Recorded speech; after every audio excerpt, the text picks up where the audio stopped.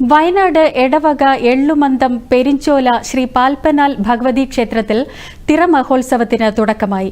ഉത്സവത്തോടനുബന്ധിച്ച് മലദൈവത്തെ കഴുകത്തിലേക്ക് എത്തിക്കുന്നതിന്റെ ഭാഗമായുള്ള ചൂരൽ പറിച്ചുള്ള ഓട്ടം നടന്നു. മലമുകളിൽ നിന്നും ദൈവങ്ങളെ ക്ഷേത്ര കഴുകത്തിലേക്ക് എത്തിക്കുന്നതോടെയാണ് ഉത്സവത്തിന് തുടക്കം കുറിക്കുക. തുടർന്ന് കൊടിയേറ്റം, കോമരങ്ങൾക്ക് പട്ടും വളയും കൊടുക്കൽ, മലദൈവങ്ങളെ എഴുന്നള്ളിക്കൽ, താലപ്പൊലി, ശിങ്കാരിമേളം എന്നീ ചടങ്ങുകൾ ഇന്നലെ ഉത്സവത്തിന്റെ ഭാഗമായി നടന്നു. നാളെ രാവിലെ നരിപ്പാട്ടോടുകൂടിയുള്ള മുത്തപ്പൻ തിറയ്ക്ക് ശേഷം കഴുകത്തിൽ നിന്നും മലദൈവങ്ങളെ മടക്കി എഴുന്നള്ളിക്കുന്നതോടെ ഉത്സവം സമാപിക്കും.